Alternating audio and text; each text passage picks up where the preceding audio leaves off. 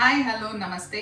ಇವತ್ತು ಉಪ್ಸಾರ್ ಮಾಡೋದು ಹೇಗೆ ಅಂತ ಹೇಳ್ಕೊಡ್ತಾ ಇದ್ದೀನಿ. ಸೊ ನಾವು ಮಂಡ್ಯದವರಾಗಿರೋದ್ರಿಂದ ಮಂಡ್ಯ ಸ್ಟೈಲಲ್ಲಿ ಉಪ್ಸಾರ್ ಖಾರ ಮೇನ್ ಖಾರ ಬೇಕು. ಖಾರ ಹೇಗೆ ಅರಿಯೋದು ಅಂತ ನೋಡ್ಕೊಳ್ಳಿ. ಉಪ್ಸಾರಿ ಯಾರು ಬೇಕಾದರೂ ಮಾಡ್ಬೋದು. ಸೊ ಸಿಂಪಲ್ ಆಗಿ ಹೇಗೆ ಮಾಡೋದು ಅಂತ ನೋಡ್ಕೊಳ್ಳೋಣ ಬನ್ನಿ.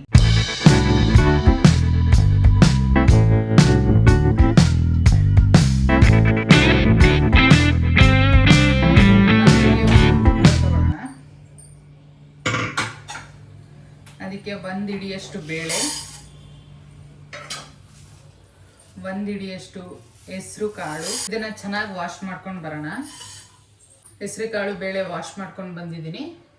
ಇದಕ್ಕೆ ಒಂದು ಟೊಮೊಟೊ ಚೆನ್ನಾಗಿ ತೊಳೆದಿರೋಂಥ ಸ್ವಲ್ಪ ನೀರು ಹಾಕೊಳ್ಳೋಣ.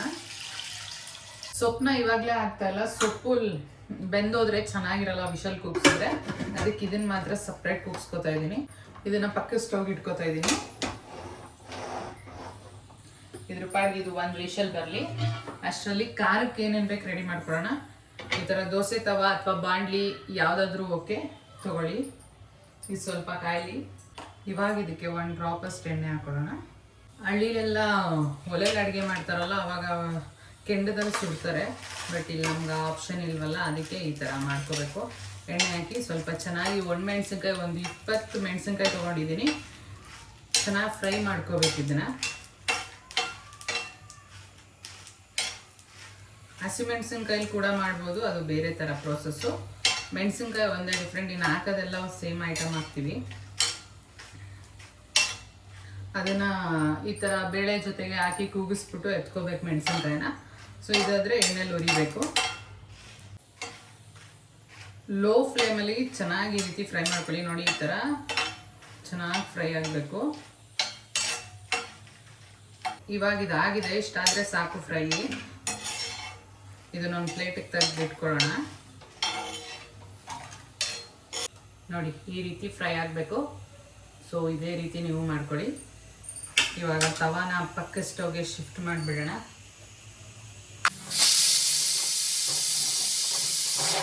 ವಿಷಲ್ ಬಂತು, ಆಫ್ ಮಾಡ್ಕೊಳ್ಳೋಣ. ಒಂದೇ ವಿಷಲ್ ಸಾಕು. ನೆಕ್ಸ್ಟ್ ಐಟಮ್ ಹುಣಸೆ ಹಣ್ಣು. ಒಂದು ಸಣ್ಣ ನಿಂಬೆಹಣ್ಣು ಗಾತ್ರದ ಸೈಜಲ್ಲಿ ತಗೋಬೇಕು. ಅದನ್ನ ಒಂದು ಚಾಕು ತಗೊಳ್ಳಿ. ಎಲ್ಲ ಏನಿದ್ರು ಓಕೆ, ಸೌಟ್ ಯಾವುದಕ್ಕಾದ್ರೂ ಈ ಥರ ಅಂಟಿಸ್ಬಿಡಿ. ಹುಣಸೆ ಹಣ್ಣನ್ನ ಈ ಥರ ಸುಡಬೇಕು. ಸುತ್ತ ಚೆನ್ನಾಗಿ ಸುಡಿ. ಹುಣಸೆಹಣ್ಣು ಸುಟ್ಟಾಯ್ತು ನೋಡಿ, ಈ ರೀತಿ ಇರಬೇಕು. ಸೊ ಇದನ್ನು ಕೂಡ ಮೆಣಸಿನ್ಕಾಯಿ ಹಾಕಿ ತಟ್ಟೆಗೆ ಹಾಕಿ ಎತ್ತಿಟ್ಕೊಳ್ಳೋಣ. ಇವಾಗ ಸ್ಟವ್ ಆಫ್ ಮಾಡ್ಕೊಂಡಿದ್ದೀನಿ. ಇವಾಗ ಒಂದು ಮಿಕ್ಸಿ ಜಾರ್ ತಗೊಳ್ಳಿ. ಇವಾಗ ಕಾಳು ಮೆಣಸು 1 ಸ್ಪೂನಷ್ಟು ಫುಲ್ ತೊಗೊಂಡಿದ್ದೀನಿ. ಕಾಳು ಮೆಣಸು 1 ಸ್ಪೂನ್ ಹಾಕಿದ್ರೆ ಜೀರಿಗೆ 2 ಸ್ಪೂನು. ಇದೇ ಅಳತೆಯಲ್ಲಿ ಹಾಕೋಬೇಕು. ಇದನ್ನು ಸ್ವಲ್ಪ ಪೌಡ್ರ್ ಮಾಡಿಬಿಡೋಣ. ಇವಾಗಲೇ ಈ ರೀತಿ ಪೌಡ್ರ್ ಆಗಿದೆ. ಸೊ ಇವಾಗ ಇದಕ್ಕೆ ಬೆಳ್ಳುಳ್ಳಿ ಮೇನ್ ಇಂಗ್ರೀಡಿಯೆಂಟ್ ಇದೇನೆ. ಇದನ್ನು ಜಾಸ್ತಿ ಹಾಕಿದ್ರೂ ತುಂಬ ಚೆನ್ನಾಗಿರುತ್ತೆ. ಇಲ್ಲಿ ನೋಡಿ, ಕೈಲಿ ಈ ಥರ 1 ಹಿಡಿ. ನಾನು ಮಾಡ್ತಿರೋಂಥ ಕ್ವಾಂಟಿಟಿ ಮೆಣಸಿನ್ಕಾಯಿ 20 ತೊಗೊಂಡಿರೋದಕ್ಕೆ ಇಷ್ಟು ಹಾಕಲೇಬೇಕು. 2 ಹಿಡಿ ಬೆಳ್ಳುಳ್ಳಿ ಹಾಕೋತಾ ಇದ್ದೀನಿ. ಇನ್ನೂ ಸ್ವಲ್ಪ ಜಾಸ್ತಿ ಹಾಕಿದ್ರೂ ಚೆನ್ನಾಗಿ ಬರುತ್ತೆ. ಸೊ ಇದನ್ನು ಕೂಡ 1 ರೌಂಡ್ ಗ್ರೈಂಡ್ ಮಾಡ್ಕೋತೀನಿ. ನೋಡಿ, ಈ ರೀತಿ ಆಗಿದೆ. ಏನಕ್ಕೆ ಈ ಥರ ಒಂದೊಂದೇ ಹಾಕಿ ಪೌಡ್ರ್ ಮಾಡ್ತಾ ಇದ್ದೀನಿ ಅಂದರೆ, ನಾನು ನೀರು ಹಾಕಲ್ಲ. ನೀರು ಹಾಕಿದ್ರೆ ಕೆಟ್ಟೋಗ್ಬಿಡುತ್ತೆ. ಸೊ ನೀರು ಹಾಕ್ತೆ ಮಾಡಿದ್ರೆ ಫ್ರಿಜ್ಜಲ್ಲಿ ನಾವು ತುಂಬ ದಿನ ಆಚೆ ಕೂಡ ಇಟ್ಕೋಬೋದು. ಒಂದು ಒಗ್ಗರಣೆ ಕೊಟ್ಟರೆ 1 ತಿಂಗಳು ಆ ಥರ ಎಲ್ಲ ಇಟ್ಕೋಬೋದು ಆಚೆನೆ. ಸೊ ಇದಾದಮೇಲೆ ಮೆಣಸಿನ್ಕಾಯಿ ಹುರಿದಿದ್ವಲ್ಲ, ಮತ್ತು ಹುಣಸೆಹಣ್ಣು ಸುಟ್ಟಿರೋಂಥದ್ದು ಎರಡೂ ಹಾಕ್ಕೊಳ್ಳೋಣ. ಇವಾಗ ಇದನ್ನು ಕೂಡ 1 ರೌಂಡ್ ಆಡ್ಸೋಣ. ಇವಾಗ ಇಷ್ಟ ಆಗಿದೆ, ಇದು ತರ್ತರಿ ಆಗಿದೆ. ಇವಾಗ ಇದಕ್ಕೆ ಕೊತ್ತಂಬರಿ ಸೊಪ್ಪು 1 ಹಿಡಿಯಷ್ಟು ಹಾಕೊಳ್ಳಿ. ಹಾಗೆ ಕರ್ಬೇವಿನ ಸೊಪ್ಪು ಕೂಡ ಜಾಸ್ತಿನೇ ಹಾಕೊಳ್ಳಿ, ಏನಿಲ್ಲ, ತುಂಬ ಚೆನ್ನಾಗಿ ಬರುತ್ತೆ. ರುಚಿಗೆ ತಕ್ಕಷ್ಟು ಉಪ್ಪು ಹಾಕೋತಾ ಇದ್ದೀನಿ, 1 ಸ್ಪೂನಷ್ಟು. ಇದನ್ನು ಕೂಡ ಗ್ರೈಂಡ್ ಮಾಡೋಣ. ಇವಾಗ ಇದಕ್ಕೆ ಸ್ವಲ್ಪ ನೀರು ಅದು ರುಬ್ಬಕ್ಕಾಗಿಲ್ಲ ಅಂದರೆ ಮಾತ್ರ ಹಾಕೊಳ್ಳಿ. ರುಬ್ಬಕ್ಕಾದರೆ ನೀರು ಹಾಕೊಳಕ್ಕೆ ಹೋಗ್ಬೇಡಿ. ಇದನ್ನು ಗ್ರೈಂಡ್ ಮಾಡೋಣ. ಈ ರೀತಿ ಚಟ್ನಿ ಥರ ಆಗಬೇಕು. ಸೊ ಇವಾಗ ಉಪ್ಸಾರು ಖಾರ ರೆಡಿ ಫೈನಲಿ. ಇದನ್ನು ಯಾವುದಕ್ಕಾದ್ರೂ ಎತ್ತಿಟ್ಕೊಳ್ಳೋಣ. ಒಂದು ಗಾಜಿನ ಬಾಕ್ಸ್ಗೆ ಎತ್ತಿಟ್ಕೊತಾ ಇದ್ದೀನಿ. ಈ ಜಾರಲ್ಲಿ ಇರೋದೇನು ವೇಸ್ಟ್ ಮಾಡೋದು ಬೇಡ, ಹಾಗೆ ಇರಲಿ ಇದು. ಸೊ ಈ ಖಾರ ನಮ್ಮನೆಗೆ ಒಂದು 3 ದಿನ ಆಗುತ್ತೆ ಅಷ್ಟೇ. 3 ದಿನನೂ ಆಗಲ್ಲ, 2 ದಿನ ಅನ್ಕೋಬೋದು ಅಷ್ಟೇ. ಬಟ್ ಖಾರ ತಿನ್ನಲ್ಲ ಅನ್ನೋರಿಗೆ ಒಂದು 7-8 ದಿನನೇ ಆಗುತ್ತೆ. ಸೊ ಯೂಸ್ ಮಾಡ್ಕೊಳ್ಳಿ, ರೊಟ್ಟಿಗೆಲ್ಲ ಸಖತ್ತಾಗಿರುತ್ತೆ ಇದು. ಇದನ್ನ ಇವಾಗ ಪಕ್ಕಕ್ಕೆ ಇಡೋಣ. ಇದು ವೆಯ್ಟ್ ಬಿಟ್ಟಿದೆಯಾ ನೋಡೋಣ. ವೆಯ್ಟ್ ಬಿಟ್ಟಿದೆ.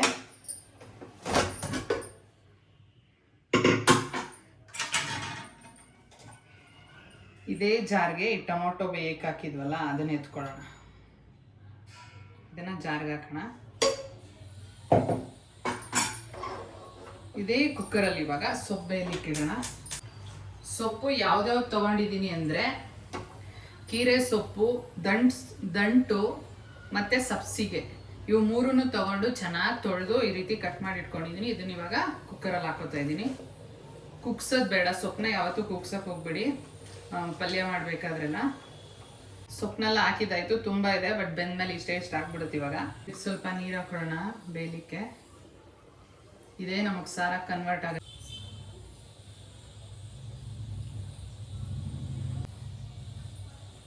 ಇವಾಗ ಬೇಯಲಿ.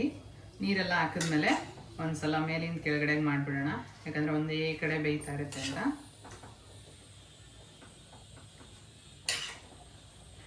ನೀರು ಏನಕ್ಕೆ ಹಾಕೊಂಡೆ ಅಂದರೆ ಕಟ್ಟೆಲ್ಲ ಚೆನ್ನಾಗಿ ಬಿಡುತ್ತೆ ಇವಾಗ ಹಾಕಿದ್ರೆ, ಸೊಪ್ಪಿನ ರಸ ಬೇಳೆ ಜೊತೆ ಎಲ್ಲ ಅಂತ ಹಾಕಿದ್ದೀನಿ.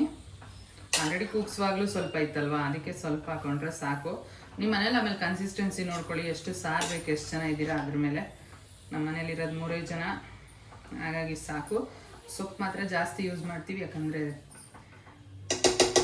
ಸೊಪ್ಪು ತಿನ್ನಬೇಕು ಅಂತ. ಇದನ್ನು ರುಬ್ಕೊಳ್ಳೋಣ ಇವಾಗ. ಅದ್ರ ಪಾಡ್ಗೆ ಸೊಪ್ಪು ಬೇಯ್ತಾ ಇರಲಿ, ಅಷ್ಟರಲ್ಲಿ ಟೊಮೊಟೊ ಹಾಕಿರೋದನ್ನ ರುಬ್ಬೋಣ. ಬಿದ್ದಾಯಿತು, ಈ ರೀತಿ ಪೇಸ್ಟ್ ಆಗಿದೆ. ಇದನ್ನು ಪಕ್ಕಕ್ಕೆ ಇಟ್ಕೊಂಡಿರೋಣ. ಇದು ಬೇಯಲಿ. ಸೊಪ್ಪು ಹಾಕಿದಾಗ ತುಂಬ ಇತ್ತು, ಇವಾಗ ಇಷ್ಟಾಗಿದೆ ಬೆಂದು. ನಾನು ಉಪ್ಪನ್ನ ಈಗ ಹಾಕ್ತಾ ಇಲ್ಲ. ಸೊ ಇದನ್ನು ಸ್ಟವ್ ಆಫ್ ಮಾಡ್ಕೊಳ್ಳೋಣ ಇವಾಗ. ಇದನ್ನು ಸಪ್ರೇಟ್ ಮಾಡ್ಕೋಬೇಕು. ಇದು ಕೂಡ ಬಿಸಿ ಇದೆ, ಹಾಗಾಗಿ ಬಟ್ಟೆ ಇಟ್ಕೋತಾ ಇದ್ದೀನಿ ನೋಡಿ. ಈ ಥರ ಸಪ್ರೇಟ್ ಮಾಡ್ಕೊಬಿಡ್ಬೇಕು. ಆ ನೀರು ಇಲ್ಲಿ ಬರೀ ಸೊಪ್ಪು ಮತ್ತು ಬೇಳೆ ಮಾತ್ರ.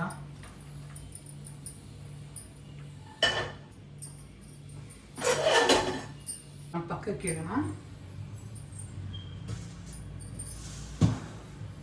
ಇವಾಗ ಪಲ್ಯ ಫಸ್ಟ್ ಒಗ್ಗರಣೆ ಮಾಡೋಣ. ಇದೇ ಕುಕ್ಕರ್ಗೆ ಒಗ್ಗರಣೆ ಮಾಡ್ಕೋತಾ ಇದ್ದೀನಿ. 1-2 ಸ್ಪೂನ್ ಅಷ್ಟು ಎಣ್ಣೆ, ಸ್ವಲ್ಪ ಸಾಸಿವೆ ಸಿಡಿತಾ ಇದೆ. ಇವಾಗ ಹಸಿಮೆಣಸಿನಕಾಯಿ ಸ್ವಲ್ಪ ಫ್ರೈ ಮಾಡ್ಕೊಳ್ಳಿ. ಇವಾಗ ಕರಿಬೇವು, ಈರುಳ್ಳಿ ದಪ್ಪ ಸೈಜ್ದು 2 ಈರುಳ್ಳಿನ ಸಣ್ಣದಾಗಿ ಕಟ್ ಮಾಡಿ ಇಟ್ಕೊಂಡಿದ್ದೀನಿ. ತೀರಾ ಸಣ್ಣದಾಗಿ ಏನು ಮಾಡಬೇಡಿ, ಒಂದು ಮೀಡಿಯಮಲ್ಲಿ ಕಟ್ ಮಾಡ್ಕೊಳ್ಳಿ. ಈರುಳ್ಳಿ ಎಷ್ಟು ಬೇಕಾದ್ರೆ ಹಾಕೊಳ್ಳಿ, ನಿಮ್ಮ ಖುಷಿ, ತುಂಬಾ ಚೆನ್ನಾಗಿರುತ್ತೆ.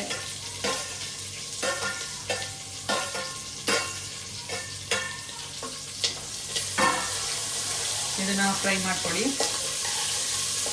ಚೆನ್ನಾಗಿ ಫ್ರೈ ಆದಮೇಲೆ ಈ ಸೊಪ್ಪು ಹಾಕೊಳ್ಳೋಣ. ಸುಡ್ತಾ ಇದೆ.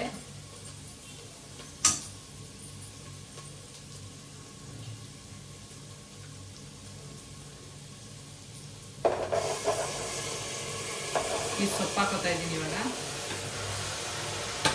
ಇದನ್ನೊಂದ್ಸಲ ಮಿಕ್ಸ್ ಮಾಡ್ಕೊಳ್ಳಿ.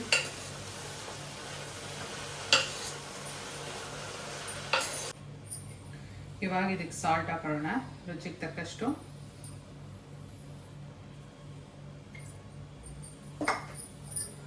ಒಂದ್ಸಲ ಮಿಕ್ಸ್ ಮಾಡಿ.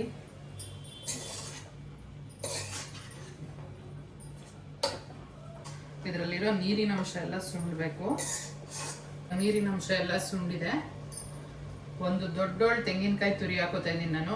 ತೆಂಗಿನಕಾಯಿ ತುರಿನ ನಿಮ್ಮ ಇಷ್ಟ ಬಂದಷ್ಟು ಹಾಕೊಳ್ಳಿ, ಕೆಲವ್ರಿಗೆ ಇಷ್ಟ ಆಗಲ್ಲ, ಅಂಥವ್ರು ಕಮ್ಮಿ ಹಾಕೊಳ್ಳಿ, ಅವ್ರವ್ರ ಇಷ್ಟ. ಕೊತ್ತಂಬರಿ ಸೊಪ್ಪು ಸ್ವಲ್ಪ ಕೂಡ ಮಿಕ್ಸ್ ಮಾಡ್ಕೊಳ್ಳಿ.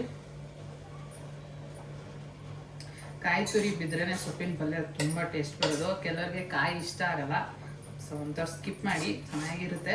ನಮಗೆ ಕಾಯಿ ತುಂಬಾ ಇಷ್ಟ, ಜಾಸ್ತಿ ಹಾಕೊಂಡು ನಾನಂತೂ ತಿಂತೀನಿ.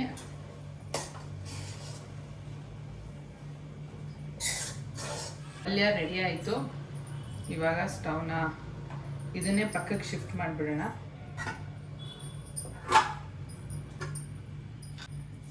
ಇದನ್ನು ಬಸ್ತಿಟ್ಕೊಂಡಿದ್ವಲ್ಲ ಇದನ್ನು ಇಟ್ಕೊಳ್ಳೋಣ ಈಗ ಸ್ಟವ್ ಮೇಲೆ.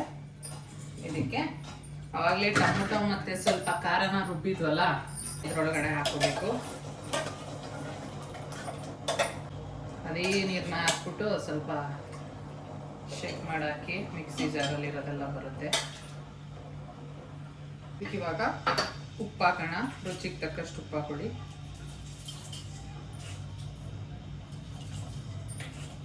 ಒಂದು ಕುದಿ ಬಂದರೆ ರೆಡಿ ಆಯಿತು. ಟೊಮೊಟೊ ಸುಮ್ಮನೆ ಸ್ವಲ್ಪ ಗಟ್ಟಿ ಬರುತ್ತೆ ಅಂತ ಆಡ್ಸಾಕೋದಷ್ಟೇ, ಬೇರೆ ಏನೂ ಅಲ್ಲ. ಆಡ್ಸಾಕಿಲ್ಲ ಅಂದರೂ ಚೆನ್ನಾಗಿರುತ್ತೆ. ನೀವು ಮರ್ತೋದ್ರಿ ಅಂದರೂ ಎಂತಲೇ ಕೆಡಿಸ್ಕೊಬೇಡಿ.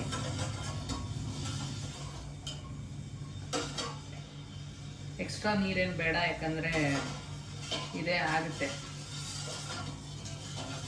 ಇದೇ ನೀರು ಥರ ಇರುತ್ತಲ್ಲ, ನೀರು ಹಾಕೋ ಅವಶ್ಯಕತೆ ಇಲ್ಲ.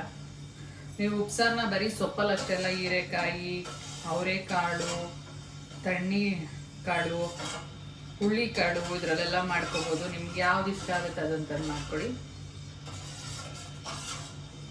ಒಂದ್ಸಲ ಉಪ್ಪು ಸಾಕ ಚೆಕ್ ಮಾಡ್ಕೊಬಿಡಿ. ಇವಾಗ ಇದು ಕುದಿ ಬರ್ತಾ ಇದೆ. ಸೊ ಇಷ್ಟ ಆದರೆ ಸಾಕು, ಇದನ್ನ ಆಫ್ ಮಾಡ್ಕೊಳ್ಳೋಣ. ಇಷ್ಟೇ ಉಪ್ಸಾರು ಮಾಡೋ ಪ್ರೋಸೆಸ್. ಸೊ ಉಪ್ಸಾರು ಜೊತೆ ಮುದ್ದೆ ಬೇಕೇ ಬೇಕು. ಸೊ ಮುದ್ದೆ ಮಾಡ್ಕೋತೀನಿ, ಆಮೇಲೆ ಹೇಳ್ತೀನಿ. ಬಿಸಿ ರಾಗಿ ಮುದ್ದೆ ಜೊತೆ ಉಪ್ಸಾರು ಇವಾಗ ತಿಂದರೆ ಅದ್ರ ಮಜಾನೇ ಬೇರೆ. ಸೊ ಪಲ್ಯ ಹಾಕೋಣ ಸೈಡ್ಗೆ.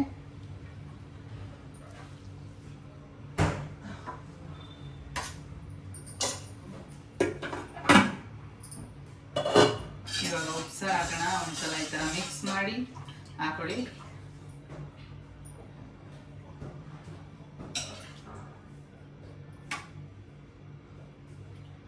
ನಿಮ್ಮ ಆರೋಗ್ಯಕ್ಕಂತೂ ತುಂಬಾನೇ ಒಳ್ಳೇದಿದು. ಬಿಸಿ ಸಾರು ಮುದ್ದೆ ಜೊತೆ ಸ್ವಲ್ಪ ತುಪ್ಪ ಇಲ್ಲ ಅಂದ್ರೆ ಉಪ್ಸಾರು ಟೇಸ್ಟೇ ಇಲ್ಲ. ಈ ಮೇನ್ ಬೇಕಾಗಿರೋದೇ ಈ ಉಪ್ಸಾರು ಖಾರ. ಸೊ ನಿಮಗೆ ಖಾರ ಜಾಸ್ತಿ ತಿನ್ನೋದು ಜಾಸ್ತಿ ಹಾಕೊಳ್ಳಿ, ಕಮ್ಮಿ ತಿನ್ನೋದು ಕಮ್ಮಿ ಹಾಕೊಳ್ಳಿ.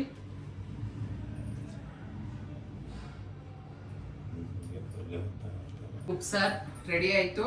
ಇಷ್ಟೇ ಮಾಡೋವಂಥ ಪ್ರೋಸೆಸ್. ಈ ವಿಡಿಯೋನ ಇಲ್ಲಿಗೆ ಎಂಡ್ ಮಾಡ್ತಾ ಇದ್ದೀನಿ. ನಿಮಗೆಲ್ಲ ಈ ವಿಡಿಯೋ ಇಷ್ಟ ಆಗಿದ್ರೆ ಲೈಕ್ ಮಾಡಿ, ಶೇರ್ ಮಾಡಿ, ಕಮೆಂಟ್ ಮಾಡಿ, ಸಬ್ಸ್ಕ್ರೈಬ್ ಮಾಡಿ, ಮರೀದೆ ಬೆಲ್ ಬಟನ್ ಪ್ರೆಸ್ ಮಾಡಿ. Thank you for watching. Lots of love. Bye bye.